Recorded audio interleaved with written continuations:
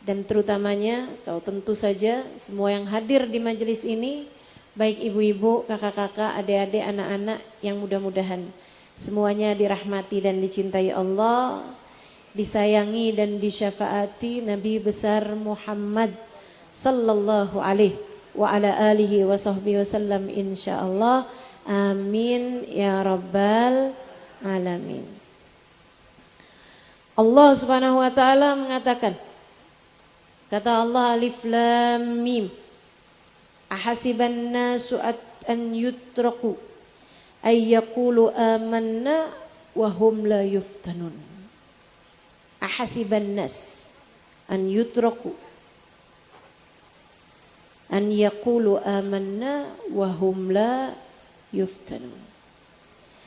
Apakah orang-orang mengira bahwa dia dibiarkan mengatakan saya beriman kepada Allah, saya beriman kepada Rasulullah, dan mereka tidak akan diuji? Gak akan.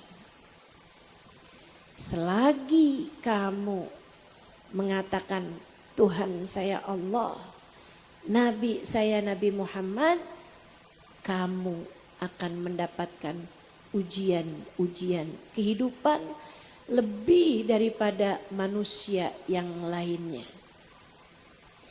Semakin tinggi imannya, semakin tinggi keyakinannya kepada Allah, semakin tinggi nilainya di sisi Allah, maka akan semakin besar pula ujian-ujiannya.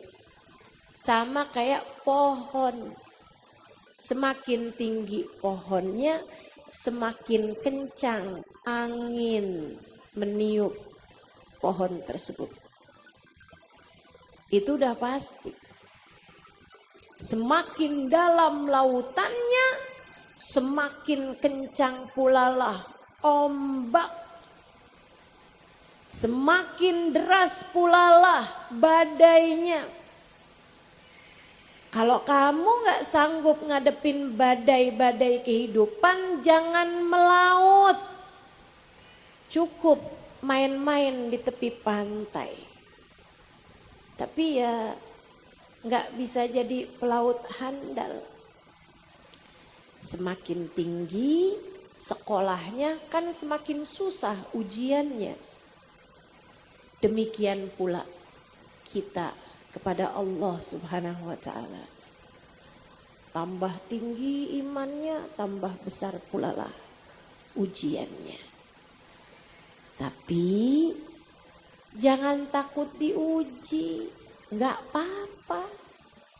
Ujian itu bukan untuk menghinakanmu. Ujian itu bukan untuk merendahkanmu. Ujian tersebut bukan untuk menjatuhkanmu. Ujian itu Allah berikan kepadamu untuk menaikkan kelasmu di sisinya. Biar pantas di akhirat masuk surga tanpa hisab. Biar pantas di akhirat ada dalam rombongan Nabi Muhammad. Biar pantas rombongannya di barisan-barisan terdepan. Kalau kamu mampu melewati ujian dalam kehidupan dengan cara yang terbaiknya. Orang mukmin, kamu gak bisa bilang ya Allah hidup di dunia kok gini amat ya. Duduk sebentaran sakit pinggang.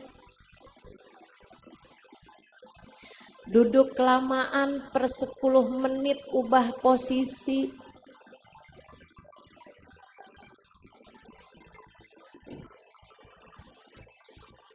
Ya Allah, hidup di dunia ada aja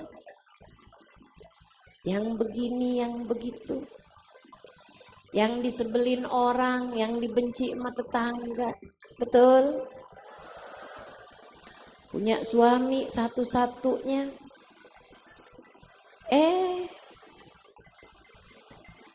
Gimana Bu?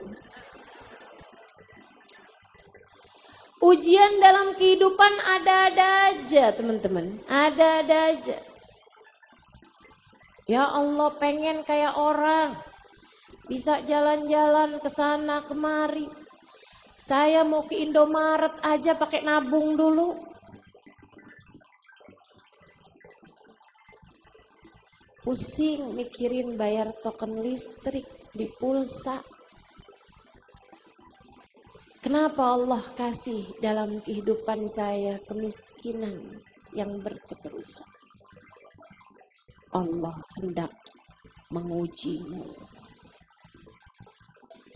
Selagi kamu beriman, ujian enggak akan selesai. Namanya hidup, banyak ujiannya. Kalau banyak cucian kotornya namanya laundry. Kalau banyak binatangnya namanya kebun binatang. Kalau banyak bawang namanya. Saudara sekalian, namanya hidup emang pasti ada ujiannya. Apalagi orang-orang yang beriman. Allah udah bilang. Memangnya kamu pikir kamu bisa gitu bilang beriman terus kamu dibiarkan gak diuji? Gak akan, kata Allah. Pasti akan aku uji. Semakin tinggi keimananmu, semakin besar pula lah ujian dalam hidupmu. Itu sebabnya Nabi Muhammad mengatakan, al-bala muwakkalun bil anbiya, thummal awliya, thummal adna fal adna. Ujian itu yang paling besar Allah berikan kepada para nabi, para wali di bawahnya, orang soleh bawahnya, orang umum, awam, orang Islam di bawah. Terus semakin tinggi nilainya, semakin besar ujiannya. Itu sebabnya kenapa Nabi Muhammad diuji paling banyak sama Allah SWT. Nabi diuji sama Allah dengan ujian yang paling banyak. Kurang apa ujiannya Nabi Muhammad? Lahir udah gak punya bapak. Habis itu tinggal di rumah keluarga miskin di negeri Taif. Disayang sama ibu susunya yang namanya sama kayak nama saya, Halimah, cuma beda Sa'diyah aja. Halimah As-Sa'diyah, Halimah dari kabilah Bani Sa'ad. Yang ini Halimah Al-Idrusiyah. Disayang sama Halimah, disayang sama suaminya Abu Du'aib, disayang sama saudara-saudara sesusunya. Tapi kan jauh dari keluarganya. Dibalikin kepada keluarganya. Baru 2 tahun bersama dengan ibundanya, gak sampai 2 tahun. Ibundanya meninggal dunia. Umur Nabi 6 tahun. Kesian bener.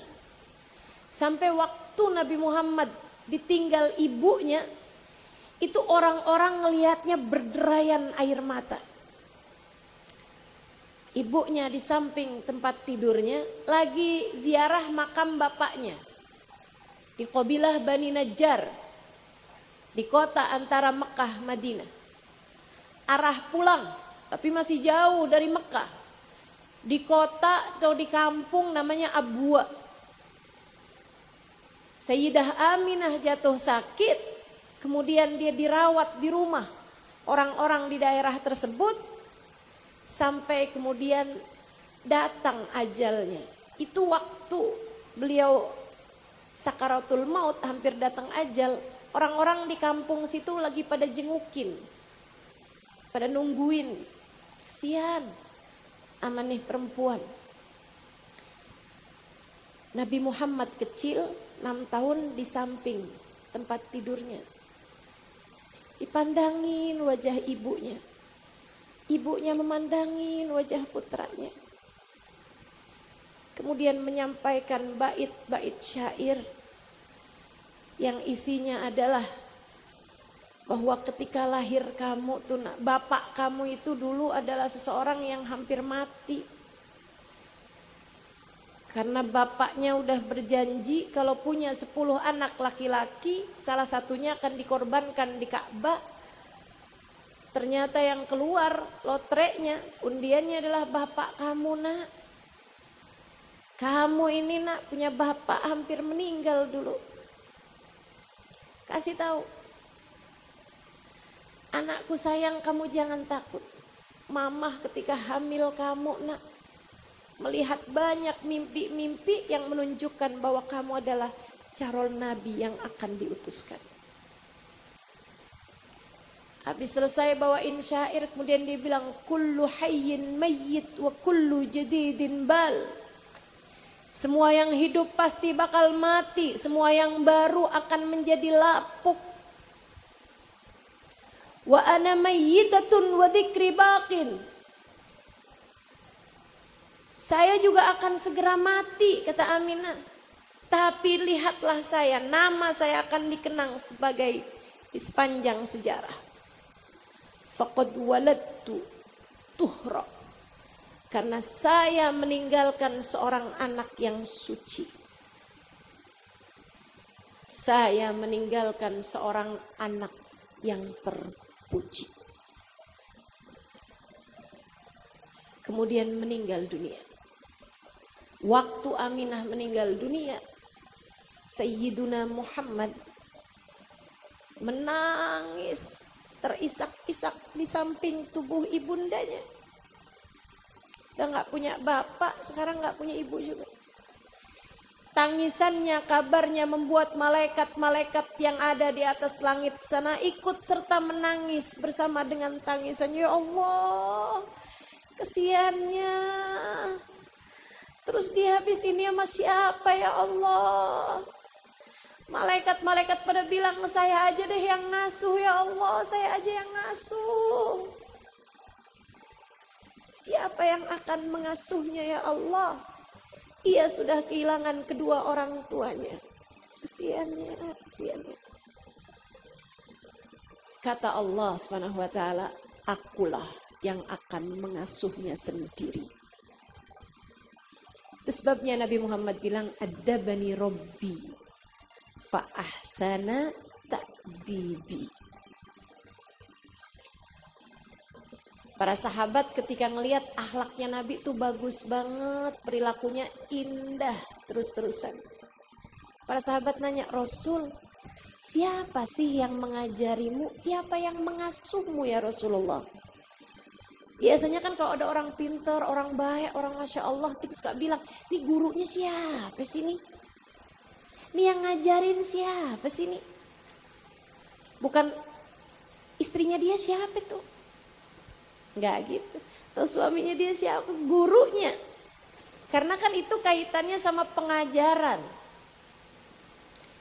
Sehingga sekalian yang saya muliakan, mereka tanya gitu, siapa yang mengajarimu wahai Rasul hingga engkau berperilaku dengan perilaku yang sangat mulia ini? Bapak ibu kan gak ada. Apa jawab Nabi Muhammad? Adabani Rabbi fa ahsana ta'dibi.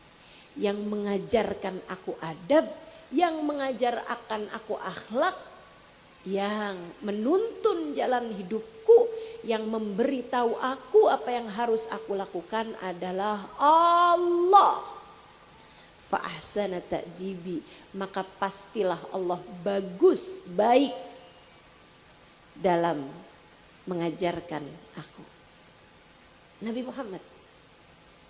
Saudaraku sekalian, habis itu tinggal sama kakeknya, 2 tahun kakeknya meninggal. Kayaknya tuh Nabi tuh, nih kalau bisa orang bilang ya, ya Allah kenapa sih semua yang saya sayangin meninggal dunia? Jadi kalau kamu merasa, kenapa ya? Saya lagi sayang-sayangnya, dia meninggal. Kamu harus tahu, Allah tak pernah berhenti menguji hamba-hamba tercinta di sisinya. Nggak apa-apa. Ustazah, anak saya meninggal. Nggak apa-apa. Ada Allah. Ustazah, suami saya meninggal. Nggak apa-apa. Ada Allah. Ustazah, ibu saya meninggal. Saya tahu kamu sedih, tapi nggak apa-apa.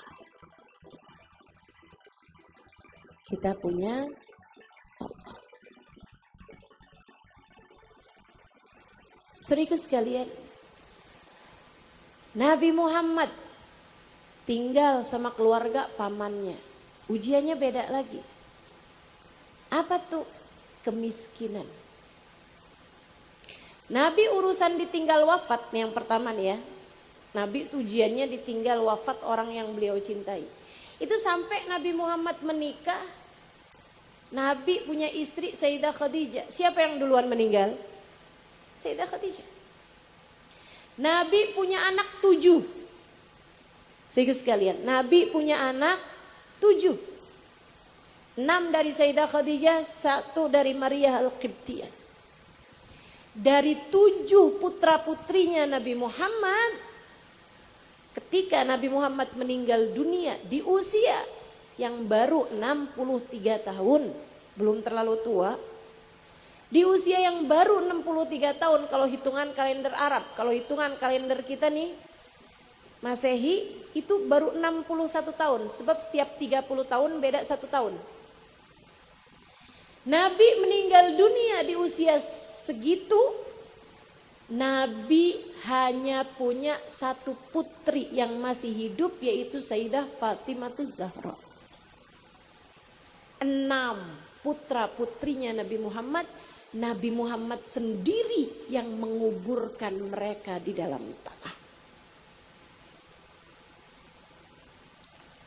Coba. Kalau ada yang bilang, kenapa ya saya setiap sayang sama orang-orang yang meninggal dunia? Udah, kamu bukan orang pertama yang diuji seperti itu. Dan bahkan kamu gak ada papanya daripada ujiannya Nabi Muhammad. 7 anaknya Nabi Muhammad menguburkan 1 demi 1 di antara mereka. Sebab mereka 6 di antaranya meninggal duluan sebelum Nabi besar Muhammad sallallahu alaihi wasallam. Nabi terus tinggal di usia 8 tahun bersama dengan keluarga pamannya. Miskin papa. Itu kalau pamannya pulang bawa makanan, anak-anaknya rebutan, Nabi Muhammad gak pernah kebagian. Sampai satu waktu Abu Thalib waktu datang disambut sama Nabi Muhammad kecil yang waktu itu lagi ada depan rumah. Kemudian pamannya bilang, Muhammad, aku bawa makanan Muhammad, mari makan. Dimakan sama Nabi Muhammad, habis itu anaknya pada kumpul, semuanya makan makanan tersebut dan masih bersisa makanannya padahal mereka semuanya sudah kenyang. Sama Abu Thalib bikin peraturan. Oh, ini Muhammad berkah nih. Makanan kalau dia duluan yang makan, berkah makanannya nggak habis-habis gitu. Walaupun kelihatannya sedikit. Abu Thalib bikin peraturan. Kalau saya pulang dari mana-mana bawa makanan, nggak boleh ada yang makan duluan sebelum Muhammad makan duluan. Sebab kalau nggak kayak gitu Nabi Muhammad nggak pernah kebagian makanannya. Sallallahu alaihi. Masuk umur 11 tahun, 12 tahun, Nabi Muhammad kecil udah mikirin, kesian keluarga paman saya. Anaknya lebih daripada 10 orang, anaknya masih kecil-kecil, bahkan masih terus melahirkan anak, istrinya Abu Thalib. Nabi Muhammad mikirin, mau ikutan bantuin nafkah keluarga paman. Menggembalakan kambing punyanya orang, dapat upah, dapat ongkos, kemudian diberikan kepada pamannya. Nabi Muhammad miskin. Nabi Muhammad miskin, Teman-teman saya sekalian, di masa sebelum kenabian Nabi Muhammad miskin, sampai kemudian Nabi Muhammad di usia 25 tahun dilamar sama janda kaya bernama Khadijah. Saat itulah Nabi berkehidupan dengan kehidupan yang mapan. Apa kerjaan Nabi Muhammad ketika kaya? Nanggung nafkahnya orang, ngasih anak-anak yatim, ngasih orang-orang yang kesusahan, ngasih makan orang yang lapar, ngebantu orang yang sedang dalam kesusahan, menjamu tamu. Itu baginda kita Nabi besar Muhammad SAW.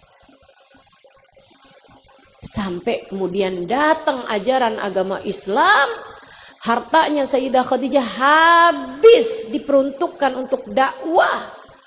Sampai yang asalnya janda kaya raya dengan uang yang melimpah, harta yang melimpah, nggak boleh harta dagangannya Khadijah dijual kepada orang lain, nggak boleh ada yang beli, nggak boleh ada yang beli, dan orang nggak ada yang mau menjual kepada Sayyidah Khadijah dan baginda kita Nabi besar Muhammad SAW. Sampai tinggal di pengasingan 2,5 tahun.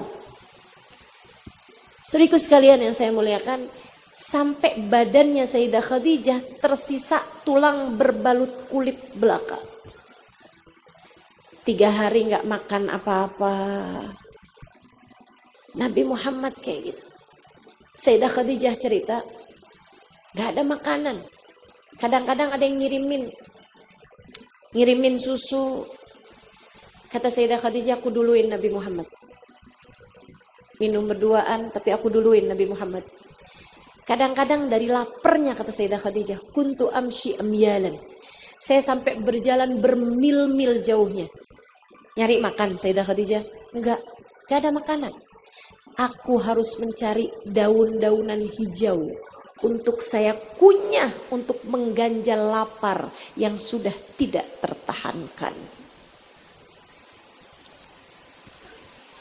Nabi kita Muhammad diuji dengan kemiskinan sampai segitunya, teman-teman. Kamu ngaku miskin, seapa miskinmu? Hah? Sampai nggak ada sesuatu buat kamu makan? Enggak ada. Nggak kayak gitu. Kita sih bilang saya orang nggak punya, saya orang. Tapi timbangannya overweight. Bukan begitu? Nanti kalau kamu mau sedekah transfer ya ke rekening saya. Lah masih punya rekening. Kalau habis transfer hubungi saya ya. Masih punya handphone.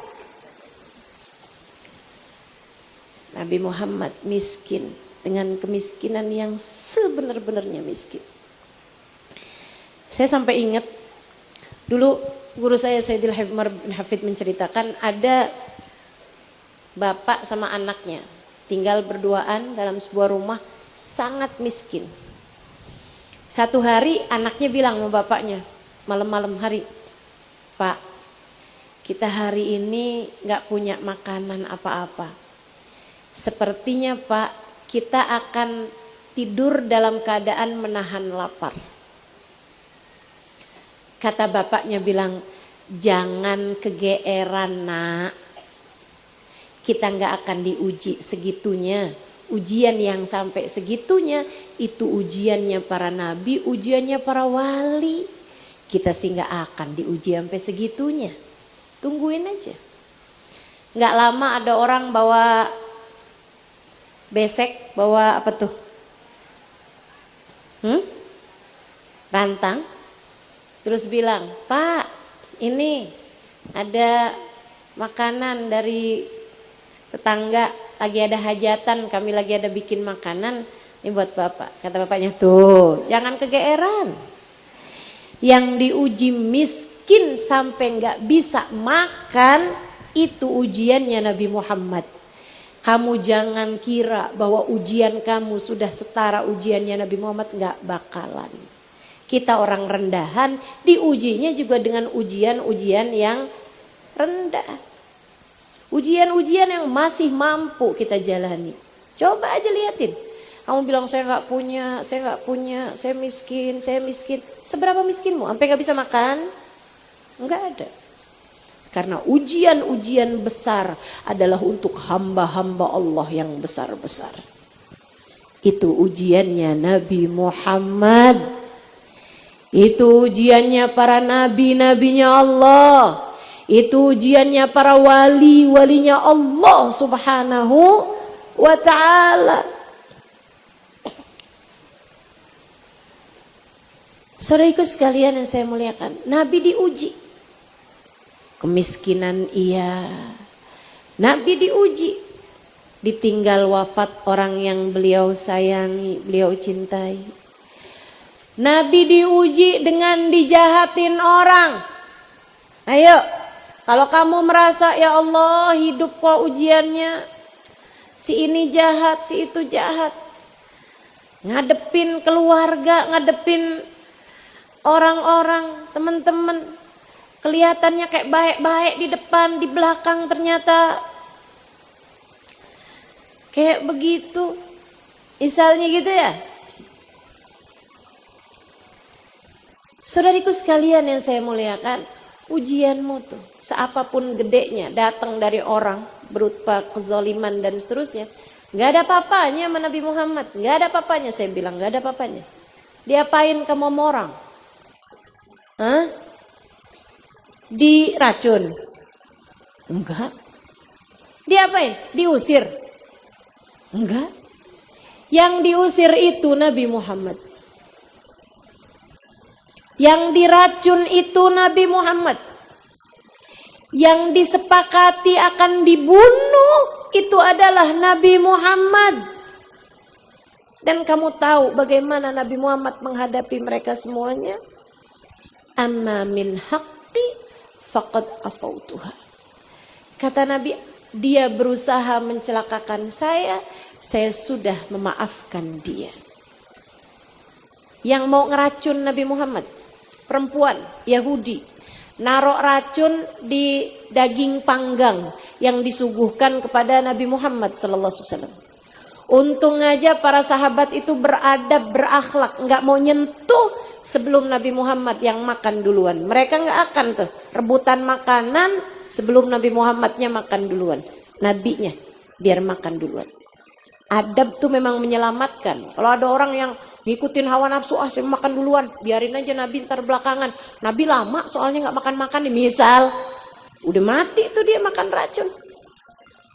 Tapi karena mereka beradab, berakhlak, selamat. Gak ada yang mau sentuh makanan sebelum Nabi Muhammad sentuh. Nabi mau ambil tuh makanan, mau nyendok makanannya, Nabi berubah mukanya. Nabi Muhammad bilang masalah, irfa'u aidiakum, angkat tangannya, angkat jauh-jauh. Kata Nabi agak jauh-jauhan. Jangan deket-deket sama nih makanan. Kenapa gitu Rasul? Inna hadzal lahm lamma aradtu an amassuhu yaqulu li la tamusanni ya Rasulullah fa innani masmum. Daging ini waktu saya mau ambil tadi, mau sentuh, dagingnya ngomong, jangan sentuh saya Rasul, jangan ambil, jangan makan saya Rasulullah, saya sudah diberi racun. Dagingnya yang ngomong sama Nabi Muhammad, gak mau nyelakain Nabi Muhammad. Nabi nanya sama Sahibul Bait, ini makanan siapa yang bikin? Saya undang perempuan Yahudi buat masak makanan ini. Kenapa mesti dia? Dia yang paling enak Rasulullah masaknya. Tukang masak paling handal nih di kampung kami ini, ya kayak Om Anjun lah ya. Tapi beliau beriman tentu saja. Ini si perempuan Yahudi. Maksud saya samanya karena sama-sama tukang masaknya gitu. Ditanyain, kamu taruh makanan racun di makanan Nabi Muhammad? Iya. Cepet ngakunya, makanya persidangannya nggak panjang. Kalau yang kasus sianida dulu kan panjang persidangannya, nggak ngaku-ngaku. Betul, saya taruh racun di makanan Muhammad. Kenapa gitu? Kalau dia beneran seorang nabi pasti dijaga sama Tuhan. Kalau dia bukan seorang nabi, hanya ngaku-ngaku aja biar sekalian mati makan racun saya. Para sahabat berbuka pedang. Rasul, orang ini telah berusaha mencelakakan kita. Nabi senyum. Kemudian berkata, amma min haqqi faqad afautuha. Kalau terhadap saya, terhadap hak saya, sama urusannya dia sama saya sudah memaafkan dia. Kalau kalian terserah dah. Kan yang mau diracun, yang bisa makan makanan itu kan bukan cuma Nabi. Sahabat-sahabat juga gitu. Jadi Nabi Muhammad bilang, terhadap urusan dia sama saya sudah maafin. Kalian terserah gimana. Katanya para sahabat, ya kalau Nabi aja maafin apalagi kita. Ya udah tuh, dimaafin. Segitu gampangnya Nabi. Nabi dilemparin kotoran, Nabi digampar, Nabi dipukul, Nabi diusir, Nabi disakiti, Nabi dikatain gila, Nabi dikatain tukang sihir, Nabi difitnah, segala macam bentuk fitnahan, saudariku sekalian yang saya muliakan. Ketika Nabi Muhammad datang 8 tahun sesudah terusir dari kota Mekah, Nabi kumpulkan semuanya tuh. Muka-mukanya orang yang dulu nyakitin Nabi Muhammad. Dikumpulin sama Nabi Muhammad. Dikumpulin sama Nabi Muhammad. Apa kata Nabi Muhammad? Idhabu fa innakumut tulaqa. Kalian sesudah ini silahkan keluar dari masjid ini, dari tempat ini. Saya sudah memaafkan kalian semuanya. Saya sudah memaafkan kalian semuanya. Ada sepupu Nabi Muhammad. Dulu waktu awal-awal jahat banget sama Nabi. Wah udah bolak-balik deh tuh. Pengen nyelakain Nabi Muhammad. Segala macam usaha. Dia ketemu sama Nabi habis Fathu Mekah. Dia datang karena merasa bersalah.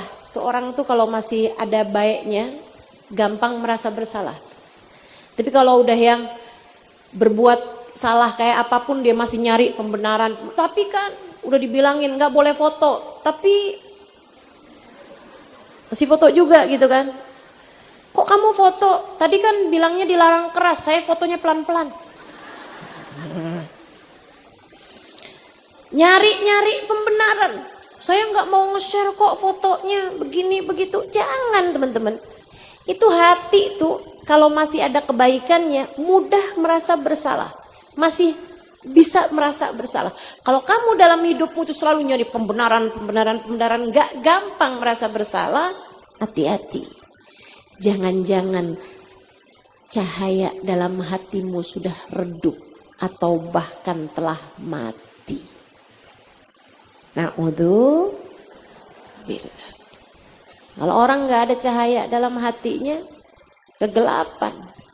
Kalau udah kegelapan, susah buat mati husnul khotimah. Na'udzubillah min dzalik.